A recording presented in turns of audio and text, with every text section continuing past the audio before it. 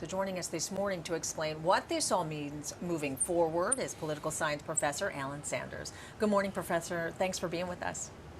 Good morning, Craig and Hazel. How are you today? We're good, we're good. And thanks again. So should the United States expect some kind of retaliation from Al-Qaeda for the killing of al-Zawahri?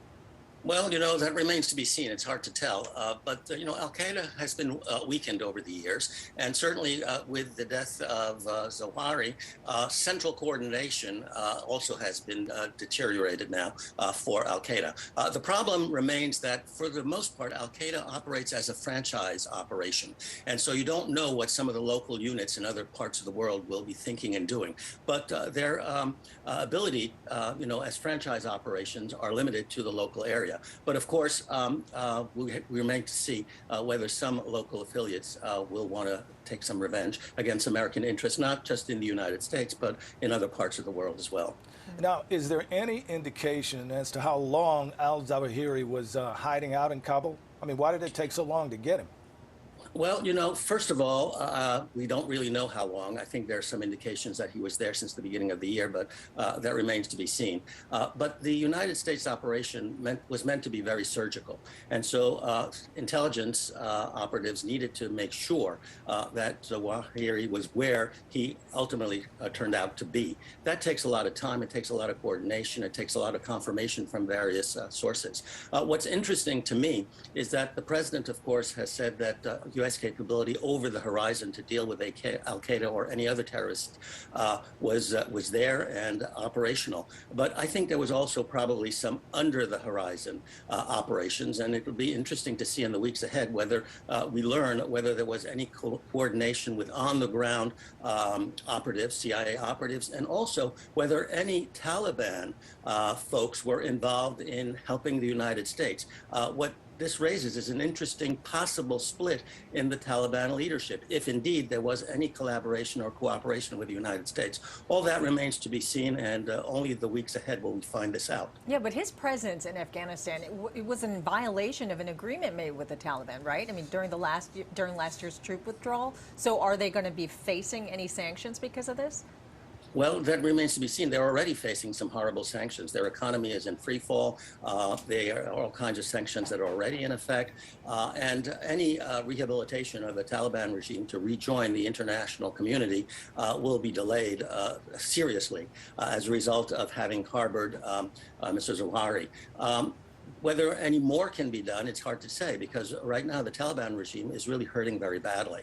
And it's looking for friends, and I don't think it's going to find any friends in the near future. Well, counterterrorism experts believe al-Zawahiri played a significant role in carrying out the 9/11 attacks, also the USS Cole attack in Yemen, also the embassy attack in Kenya. Is it possible he was still plotting against Americans? Well, he's been increasingly active with video messages to his supporters around the world. And so certainly he was thinking that he could rise again and make Al-Qaeda an important force in the world. It's been competing against ISIS as a foremost terrorist organization, and he wanted to revive it. And he was acting as if he was trying to bring it back into full force during the past few months. Obviously, that's been a major setback now to him since he no longer exists. Well, this begs the question, where does this leave Al-Qaeda? Is a new leader now being placed to replace him? Undoubtedly, somebody will succeed him. But, there's rivalry within the ranks of any organization, including terrorist organizations. And so right now, I think the organization is trying to figure out where to go, how to do it, and who will lead it forward. It doesn't stop terrorist activity.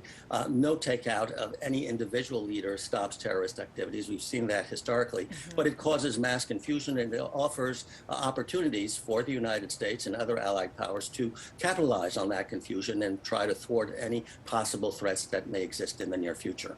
All right. Well, the political aspect of this, of course, it's a big victory for President Biden at a time when his approval ratings aren't that good.